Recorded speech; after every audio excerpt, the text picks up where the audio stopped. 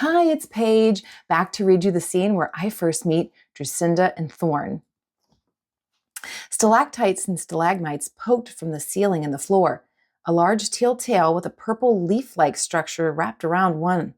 A teal dragon, purple stripes painting his back, slinked around the large stone structures on all fours.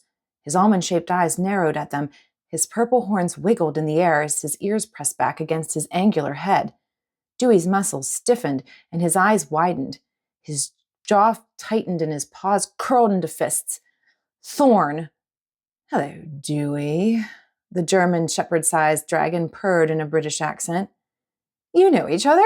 Paige asked. Thorn lifted a front paw, revealing his razor-sharp claws. Of course. Dewey's nose wrinkled as he stared at him with disdain. We went to school together, but only one of us learned to serve the greater good. One of us couldn't handle being bad. We were too little. He offered a derisive chuckle, hiding his massive fangs with his tealish purple foot. Dewey jabbed a claw towards the larger dragon. I'm perfectly capable of making a contribution. I'm a librarian. A librarian? Thorn said, his voice mocking. Oh, how interesting.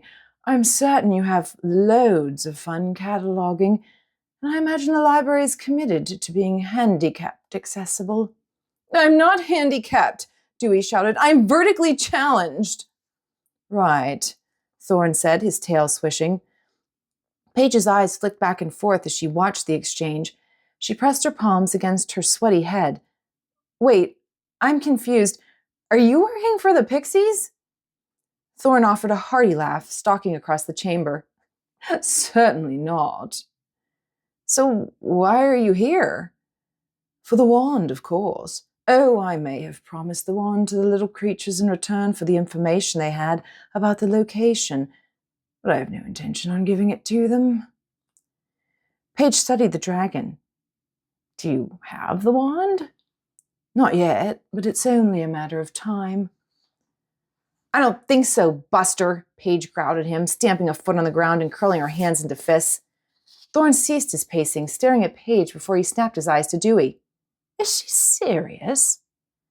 Real smooth, Paige. Try to keep it together, huh? Dewey whispered.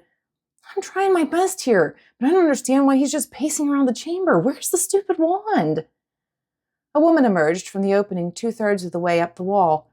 She stood for a moment, her leg thrust out to the side, her hands on her hips before she leapt from the hole, slid down the wall, and landed in a crouch on the floor. She rose to stand, dusting off her hands on her ultra-short khaki shorts.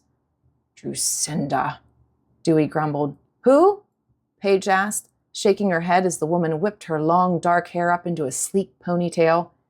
She set her dark eyes on Paige, her perfectly shaped lips curling at the edges into a devilish smile. Drucinda Sharp, darling, she said in a rich, smooth tone. She swiped a finger across her flawless complexion. Perhaps you've heard of me. Sorry, Paige said, drawing her chin back to her chest as she shoved her glasses farther up her nose, slick with sweat. For the first time since the woman appeared, Paige noticed she didn't appear to be sweating.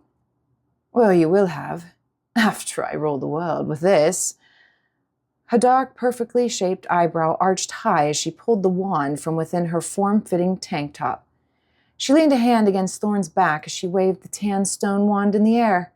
Wonderful job, Drew, Thorn snarled. Oh, please, darling, I couldn't have done it without you, she said, her fingers wiggling across his head. Well, Thorn said, his eyes narrowing at Dewey and Paige. It's been lovely chatting, but we really should be going. Paige spread her legs into a wide stance, crinkling her nose at them. I don't think so. Drucinda raised an eyebrow and shot Paige an amused glance. Really?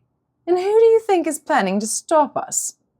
She slid her gaze around the cave before her eyes settled on Paige, and she casually pointed a finger at her. You? That's right. Me and my partner Dewey. We're not letting you out of here with that.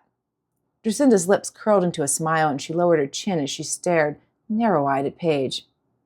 We'll see. Let's play. She crouched in a defensive position, wiggling her fingers to encourage Paige to approach. If you want it, come and get it. Paige, this is probably a terrible idea. There's no way you can— I'm not letting you out of here with that wand, Paige interrupted. Just distract the dragon. Distract the— Paige, Dewey shouted as Paige crept towards Drucinda. Come on, strawberry shortcake, the woman taunted. Make a play. Paige bit her lower lip, wavering back and forth on her feet as she considered the best way to retrieve the wand. Should she try to grab it or tackle the woman and hope she dropped it? Drucinda pressed something at the end of the wand and it began to turn see-through, its bluish center morphing to purple. Uh-oh, Paige said. Look out, Paige, Dewey called as he circled around Thorn. She's activating the wand! The interior turned red, and Drucinda pointed it at Paige's feet. A white-red beam shot out of the tip. Paige danced backward, the beam smashing into the ground and charring it. Damn, Drucinda hissed, her lips forming a disappointed frown. Paige stared at the smoke rising from the ground in disbelief. She tightened her jaw and snapped her gaze at Drucinda before she let out a shriek and rushed toward her. The woman leapt sideways, placing one foot on a stalagmite and using it to push off and climb higher before somersaulting through the air and landing behind Paige. Paige spun to face her, her jaw gaping. Seriously? Drucinda smoothed her shorts down over her tan-toned thighs with a smirk before she flicked the sleek brown hair over her shoulder. Ready to give up yet? Never, Paige growled, racing toward her again.